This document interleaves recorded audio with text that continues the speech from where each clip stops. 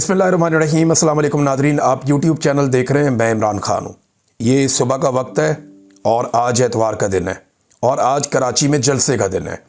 मैं कुछ चीज़ें आपके सामने रखूँगा। पहले थोड़ा सा आपको बैकग्राउंड बता दूँ। एक तो ये हुआ है कि एकदम सिंध हुकूमत ने यू टर्न ले लिया।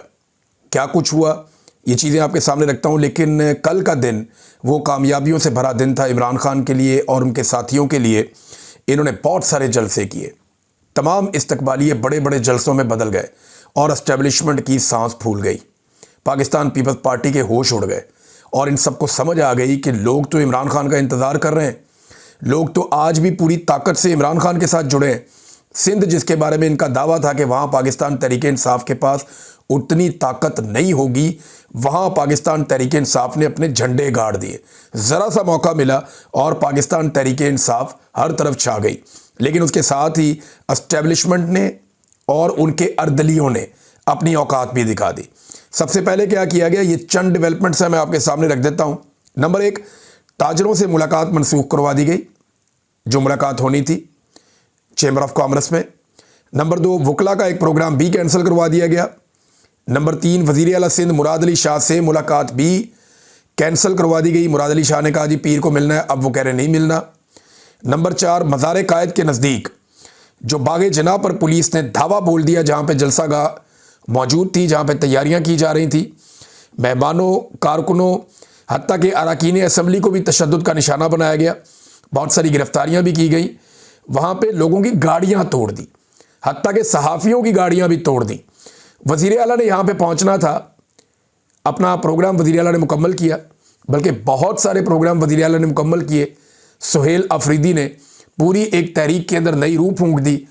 और जब वो हैदराबाद से वापसी के लिए निकले, मेरी शाहिद खटक से बात हुई, मेरी शफीउल्लाह जान से बात हुई, मेरी जो जर्नलिस्ट वहाँ मौजूद थे उनसे बात हुई, तो उन्होंने बताया कि हमने ऐसा रिस्पॉन्स कभी सोचा भी नहीं था। हमने खैबर पख्तूनख्वा में ऐसे मनाजिर नहीं देखे जो हमने यहाँ पे देखे। और जिस तरीके से लोग इमरान खान के और उसके कॉज के साथ खड़े हैं, हमारे वहमो गुमान भी नहीं था जितनी ताकत से लोग इमरान खान के साथ खड़े हैं और हमसे 4 कदम आगे जाकर खड़े हैं। ये उन सब ने मुझे दावा किया। और उसके बाद जब ये लोग निकले वहाँ से 12 बजे के बाद, यानी ये थोड़ा सा रास्ता है, बहुत लंबा रास्ता नहीं है, कराची से हैदराबाद लगभग 160-70 किलोमीटर है, तो ये 1.5 घंटे का रास्ता है, मैक्सिमम 1.5 पौने 2 घंटे का रास्ता है। अगर आप तेज़ गाड़ियों पे जाएं तो आप पहुंच जाते हैं, 2 घंटे लगा लें आप। लेकिन 7 घंटे से ज़्यादा ट्रैवल करने के बावजूद ये लोग कराची नहीं पहुंच सके। अभी ये वीलॉग शुरू करने से पहले मेरी इस काफ़िले में मौजूद कुछ सहाफ़ियों से बात हुई, कुछ लोगों से बात हुई, और उन्होंने मुझे बताया कि अभी भी 20 किलोमीटर के करीब कराची रहता है, यानी कराची पहुंचने में अभी हमें मज़ीद टाइम लगेगा। और इस काफ़िले ने कई रास्ते बदले हैं, यानी पहले एक रास्ते से, फिर दूसरे रास्ते से, फिर तीसरे रास्ते से, फिर कई मरतबा सुहेल अफरीदी गाड़ी से उतरे, उन्होंने उतर कर रास्ते खुलवाए। 1-2 जगह पे जो सुहेल अफरीदी के साथ MNA मौजूद हैं, जो MPAs मौजूद हैं, जो मिनिस्टर्स मौजूद हैं, उन्होंने रास्ते खुलवाए। वो मैं देख रहा था, एक कंटेनर वाले से शाहिद खटक ने चाबी निकलवा के कंटेनर हटवाया और रास्ता खुलवाया। पुलिस वालों से जब सहाफ़ियों ने पूछा कि आप ये रास्ते क्यों बंद कर रहे हैं, तो उन्होंने कहा जी हमें हुकूमत की जानिब से हुक्म आया कि हैदराबाद से कराची आने वाले रास्ते बंद कर दिए जाएँ। जब तमाम मेन रास्ते बंद हो गए तो फिर कच्चे रास्तों पर उतर गए ये लोग और सुनसान रास्तों पर पड़ गए। अब एक सूबे का वज़ीर आला और उसके साथ उसके साथी, और वो कच्चे पक्के रास्तों पे जा रहे हैं और बड़ी मुश्किल से कराची की तरफ आगे बढ़ रहे हैं। हर 2-4 किलोमीटर के बाद रुकावटें आ जाती हैं, फिर उनको अबूर करते हैं। पहले मोटरवे पे नहीं चढ़ने दे रहे थे, फिर उतरना मुश्किल बना हुआ था। वो करते कराते बड़ी मुश्किल से अब कराची के करीब पहुँचे हैं। और अब मैं आपको ये बता दूँ, जब मैं ये वीलॉग कर रहा हूँ तो मेरे पास जो इत्तला है कि वो कुछ देर में उस जगह पहुँच जाएंगे जहाँ सुहेल अफरीदी ने स्टे करना है। यानी जो 2 घंटे का रास्ता है वो 7-8 घंटे में मुकम्मल करने के बाद सुहेल अफरीदी अपने काफ़िले के साथ उस मुकाम पे पहुंच गए जहां उन्होंने स्टे करना है। अब यहां से उन्होंने जाना है मज़ार कायद पे। तो सवाल ये पैदा होता है कि मज़ार कायद पे जाने से रोका जाएगा? आप कैसे किसी रहनुमा को मज़ार कायद पे जाने से रोक सकते हैं? ये तो आप कर ही नहीं सकते। ये तो बेशर्मी की एक आला तरीन मिसाल हो जाएगी ना कि कायदे आज़म मोहम्मद अली जिन्ना, जो बाबा कौम है, DGI SPR ने थोड़े दिन पहले कहा कि हमारा वो बाप है, हालांकि नाफरमान औलाद की तरह उन्होंने उस प्रेस कॉन्फ्रेंस में सियासत में मुदाखलत की और अपने हलफ की खिलाफ वर्जी की। मगर उन्होंने कहा तो बाबा कौम के मज़ार पे जाने से वो एक ऐसी पॉलिटिकल पार्टी जिस वाहिद पार्टी के पास मैंडेट है अपने सूबे में, उसके वज़ीर आला को कैसे रोक सकते हैं। और अगर आप बाबा कौम के मज़ार पे जाने से रोकेंगे तो फिर आप खैबर पख्तूनख्वा को क्या पैगाम देंगे, आप पश्तूनों को क्या पैगाम देंगे कि आपके वज़ीर आला को हम बाबा कौम के मज़ार पे भी नहीं जाने देते। ये बड़ा सवाल है। और इसके बाद जलसा गाह में क्या ये लोगों को आने से रोक पाएंगे? इन्होंने जब गाड़ियां तोड़ी, कारकुनों को मारा, वहाँ टॉर्चर किया, गिरफ्तारियां की, तो कुछ देर के बाद लोग निकल कर भी आ गए। फिर लोगों ने वापस टॉर्चर किया, लोगों ने पत्थर चलाए, पुलिस की दौड़ें भी लगी हैं। अब कभी पुलिस का कंट्रोल होता था, कभी लोगों का होता था। तो ये आंख मचोली के अंदर सुबह हो गई। और आज अभी मेरी इतला के मुताबिक कुछ देर के बाद पाकिस्तान तहरीक इंसाफ अपनी एक अनाउंसमेंट जारी करने वाली है। जो मेरे पास इंफॉर्मेशन है उसके मुताबिक वो जलसा कैंसिल नहीं करेंगे, वो जलसा गाह में जाएंगे और जलसा करने की कोशिश करेंगे। उन्हें जहां रोका जाएगा वहां भी कर सकते हैं, लेकिन ये सब कोशिश करेंगे कि जलसा गाह में पहुंच जाएं। अगर तो कराची आज निकल आया, देखिए इम्तिहान कराची का है, कराची को यह मौका रोज नहीं मिलेगा और कराची के कंधों पे पूरे पाकिस्तान का बोझ आन पड़ा है। अब ये हादसाती तौर पे हुआ है या अल्लाह ताला ने कराची वालों को चुन लिया है, ये मौका कराची वालों को मिला है कि आप पूरे पाकिस्तान का बोझ उठा सकते हैं।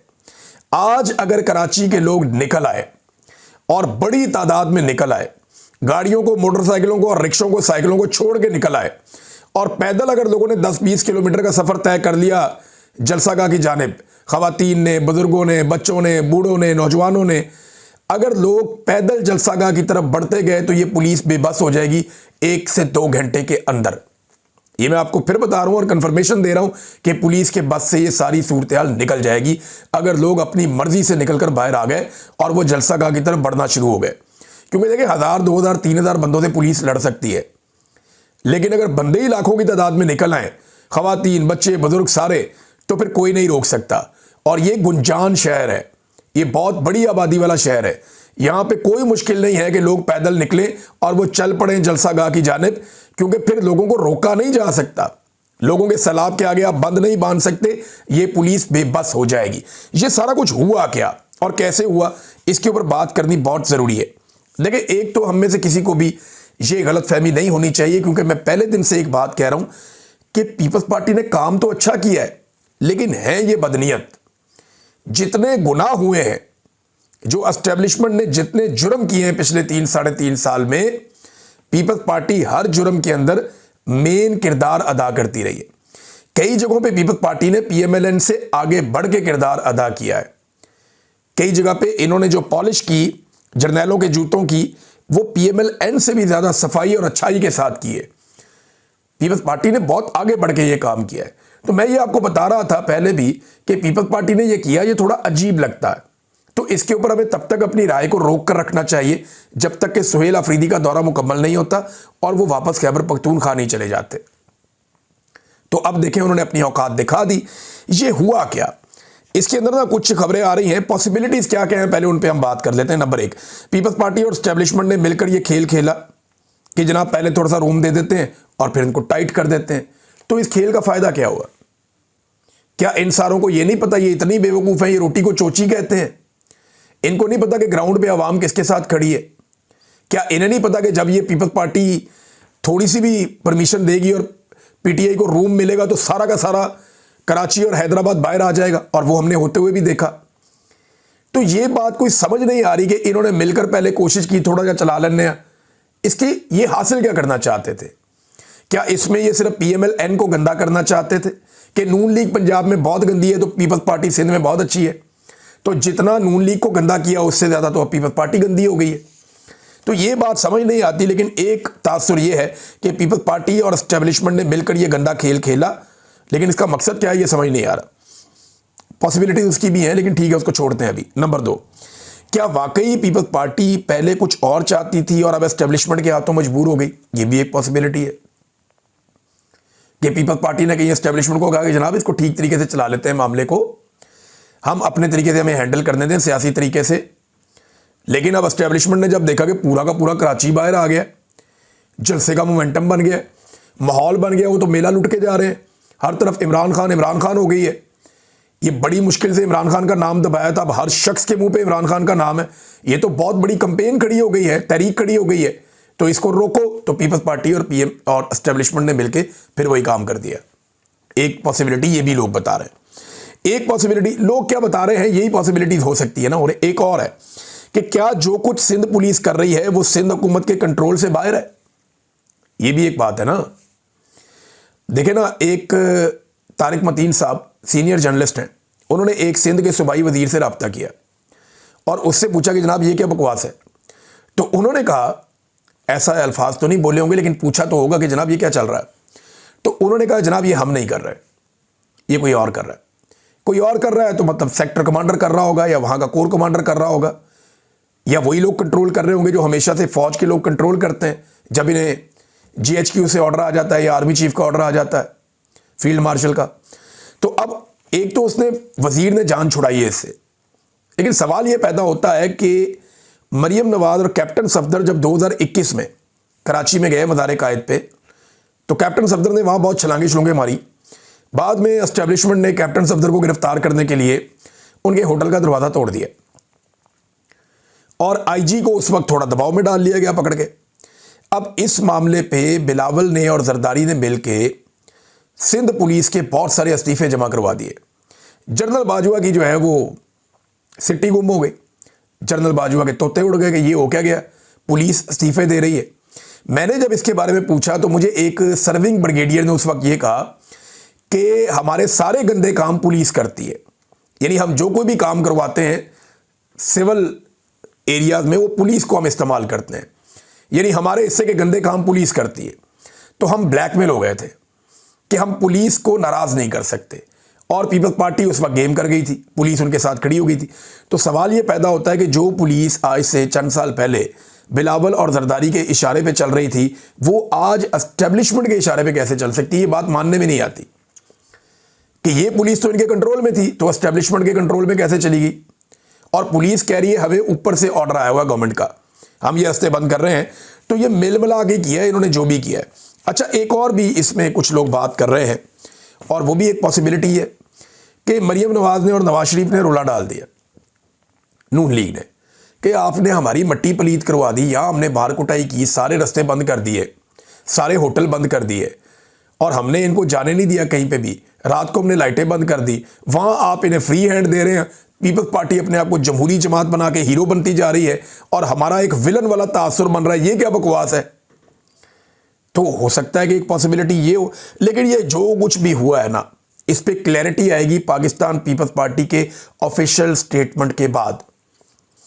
अब अगर पाकिस्तान पीपल्स पार्टी आती है और ये कहती है कि हमें बड़ा अफसोस है जो पीटीआई के साथ हुआ, ये नहीं होना चाहिए था, और हम बतौर पॉलिटिकल पार्टी इसको ठीक नहीं समझते, अगर तो वो ये कहती है और एस्टेब्लिशमेंट की कुछ हद तक मुखालफत मोल ले लेती है इसके बदले में कि ये जलसा वलसा रोक दिया जाए, तो थोड़ा सा मार्जिन पीपल्स पार्टी को मिल जाएगा।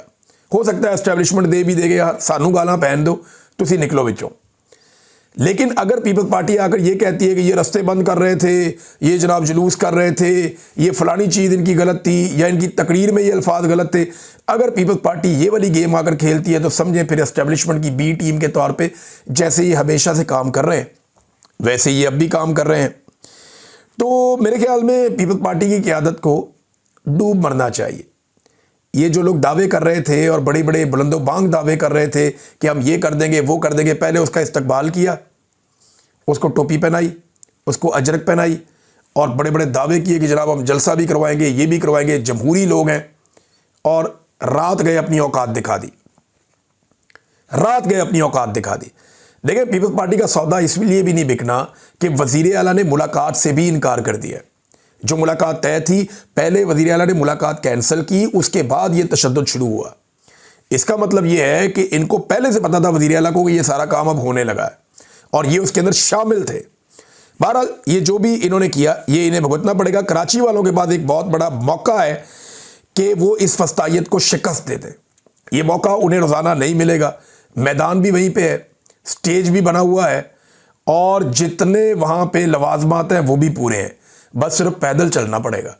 और कराची वाले अगर पैदल चल लिए एक दिन और पहुँच गए सारे जलसागाह में या खैबर पख्तूनख्वा के वज़ीर आला के पास, तो फिर गेम बदल जाएगी, फिर पुलिस के हाथ में गेम रहेगी नहीं।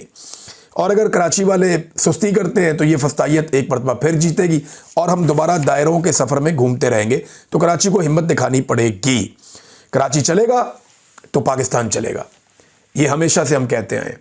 कराची निकलेगा तो पाकिस्तान निकलेगा और पंजाब भी निकलेगा, ये एक रियलिटी है। नादरीन, खित्ते में एक बड़ी खौफनाक सूरत हाल पैदा हो गई है, लेकिन उससे पहले एक बहुत बड़ी खबर है। पाकिस्तान तहरीक-ए-इंसाफ को एक बड़ी कामयाबी मिली है और ये अली अहमद कुर्द साहब का स्टेटमेंट है। उन्होंने कहा कि आज की ये खबर इंतहाई पुरमसरत और इत्मीनान बख्श है कि लाहौर के वकला ने एक भरपूर अंदाज में हामिद खान ग्रुप के पूरे पैनल को नौ मुंतखब सदर इरफान हयात बाजुआ की सरबराही में कई 100 वोटों की अक्सरियत के साथ न सिर्फ कामयाब करवाया, बल्कि पूरे मुल्क के वकला और आवाम को उम्मीद और यकीन दिलाया कि किसी भी सूरत में आइन में धांधली और ज़ोर ज़बरदस्ती से लाई गई 26वीं और 27वीं आइनी तरमीम के ख़िलाफ़ तहरीक को न सिर्फ पूरे जोश व जज्बे के साथ जारी रखेंगे, बल्कि कुछ वकला नुमाइंदों के ज़रिए एस्टेब्लिशमेंट के इंतहाई ज़ोर ज़बरदस्ती और हुकूमती दबाव के साथ साथ करोड़ों रुपए के बलबूते पर वकीलों को तकसीम करने का जो सिलसिला जारी रखा गया है उसको ख़त्म करके ही दम लेंगे। तो हामिद खान ग्रुप जीत गया। पाकिस्तान तहरीक-ए-इंसाफ को एक बड़ी कामयाबी मिली है कि उनके हमायत याफ्ता उम्मीदवार सदर इरफान हयात बाजुआ और उनकी पूरी कैबिनेट जीती है इस ट्वीट के मुताबिक। तो ये एक बहुत बड़ी फतह और बहुत बड़ी डेवलपमेंट है जो इमरान खान साहब के हक़ में हुई है, क्योंकि लाहौर से जब तहरीक उठती है तो पूरे पाकिस्तान में जाती है और लाहौर बार को जीतने का मतलब है कि पंजाब को जीता है पाकिस्तान तहरीक-ए-इंसाफ ने। नादरीन, ईरान के ऊपर किसी भी वक्त अटैक होने वाला है। देखें, कुछ डेवलपमेंट्स हुई हैं, मैं आपके साथ शेयर कर देता हूँ। एक तो ईरान के मामले में अमेरिका का रद्द-ए-अमल बड़ा सख्त आ रहा है। डोनाल्ड ट्रंप ने जो ट्वीट किया और जो उनका ट्रुथ सोशल मीडिया पे उनका अपना उस पर पैगाम उन्होंने दिया कि ईरान आज़ादी मांग रहा है, शायद ऐसे जैसे पहले कभी नहीं मांगी। अमेरिका मदद के लिए तैयार खड़ा है, ये अमेरिका ने कहा। और डोनाल्ड ट्रंप बार बार ईरान को इस बात की तंबीह कर रहे हैं, वार्निंग दे रहे हैं कि वो अपने शहरियों का कत्ल ना करे। ऐसी कोई वार्निंग उन्होंने कभी पाकिस्तान के लोगों को नहीं दी थी। पाकिस्तान में बहुत कत्लेआम हुआ, बार बार हुआ। इसराइल को वार्निंग नहीं दी जिन्होंने फ़लस्तीनियों का, बच्चों का कत्लेआम वहाँ पे किया। लेकिन ईरान के मामले में अमेरिका की पॉलिसी देखें, मैंने आपको पहले बताया कि अमेरिकन अपनी कौमी पॉलिसी बनाते हैं अपने कौमी मफाद में, अपने मुल्क के मफाद में। तो उन्हें लगता है कि इस खित्ते में उनका मफाद ईरान में रजीम चेंज के साथ वाबस्ता है और उसके लिए वो ये मौका ज़ाया नहीं करेंगे। ज़्यादा इम्कान ये है कि वो हमला करेंगे और वो हमला कर सकते हैं ईरान के ऊपर। अब एक और सवाल पैदा होता है, ये देखिए एक और स्टेटमेंट है, ये यूरोपीय यूनियन से आया। यूरोपीय यूनियन की सदर हैं, इनका जो स्टेटमेंट आया वो कहती हैं कि तेहरान की सड़कें और दुनिया भर के शहर ईरानी ख़वातीन और मर्दों के कदमों की आवाज़ से गूंज रहे हैं जो आज़ादी का मुतालबा कर रहे हैं। बोलने की आज़ादी, इज्तिमा की आज़ादी, सफ़र की आज़ादी और सबसे बढ़कर आज़ादाना ज़िंदगी गुजारने की आज़ादी। यूरोप पूरी तरह उनके साथ खड़ा है। हम इन जायज़ मुज़ाहरों के ख़िलाफ़ पुरतशद्दुद क्रैकडाउन की दो टोक अल्फाज में मज़म्मत करते हैं। इस जबर के ज़िम्मेदारों को तारीख़ के गलत रुख पर याद रखा जाएगा। ये तमाम कैद मुज़ाहिरीन की फ़ौरी रिहाई का मुतालबा करते हैं। हम मुकम्मल इंटरनेट रसाई की बहाली का मुतालबा करते हैं और आखिरकार हम बुनियादी इंसानी हकूक़ के एहतराम का मुतालबा करते हैं। पाकिस्तान से भी करो ऐसा मुतालबा। तबाही फेर दिए इधर फील्ड मार्शल साहब ने और उनके साथियों ने मिलकर, पल्ले ही कुछ नहीं छोड़ा पाकिस्तानियों के, इधर भी मुतालबा करो। बहरहाल यहाँ पे एक स्टारलिंक की जो फैसिलिटी है वो प्रोवाइड कर दी गई है, क्योंकि स्टारलिंक जो है वो आपको पता है इलॉन मस्क उसके मालिक हैं और स्टारलिंक के कनेक्शन उन्होंने ऑन कर दिए हैं ईरान में। देखें, ईरान के पास कोई ऐसी फैसिलिटी तो नहीं है कि सैटेलाइट्स को तबाह करे, तो ये अपने सैटेलाइट्स कहीं भी ले जा सकते हैं स्टारलिंक वाले। तो इन्होंने ईरान को फैसिलिटेट कर दिया कि वहाँ पे इंटरनेट की फराहमी शुरू कर दी, लेकिन उसके लिए तो डिवाइस चाहिए। स्टारलिंक की इतनी सारी डिवाइसेस ईरान में गई कैसे? तो ये पूरे गेम को आप समझिए कि ये वेल प्लान्ड है, ऐसा नहीं है कि अचानक से हो रहा है। सबको पता था कि अगर ईरान में इंटरनेट बंद होगा तो मुतबादल इंटरनेट कैसे आएगा और लोगों की कम्युनिकेशन को कैसे जारी रखना है। तो स्टारलिंक ने उसके अंदर एक बड़ा रोल प्ले किया है और ये जो टेक्नोलॉजी की वॉरफेयर है इसके अंदर अमेरिका इसलिए भी आगे है कि वहाँ इलॉन मस्क जैसे बड़े बड़े इन्वेस्टर्स मौजूद हैं जो दुनिया के किसी भी मुल्क के अंदर कम्युनिकेशन अगर ब्लॉक करने की कोशिश की जाए तो वो उस कम्युनिकेशन को जारी रख सकते हैं। हाँ, चाइना वगैरह के साथ नहीं हो सकता, रशिया के साथ भी शायद नहीं हो सकता, क्योंकि उनकी कैपेसिटी है, वो किसी भी सैटेलाइट को भी नुकसान पहुंचा सकते हैं और वो टेक्नोलॉजी में बहुत आगे हैं। लेकिन ईरान जैसे मुल्कों के साथ या इस किस्म के मुल्क जो हैं दुनिया में बहुत सारे हैं, ज़्यादातर ऐसे ही हैं, तो उनके साथ जो है वो ये कर सकते हैं। नाज़रीन, बड़ी ख़तरनाक सूरत हाल है ईरान में इस वक्त, और इसका नतीजा क्या निकलता है हमें इसके ऊपर साथ साथ नज़र रखनी है। लेकिन ये बहुत सख्त वक्त है कि किसी वक्त भी एक बड़ा हमला वहाँ पे हो सकता है। अब तक के लिए इतना ही। अपना ख्याल रखिएगा, अपने इस चैनल का भी। अल्लाह हाफ़िज़।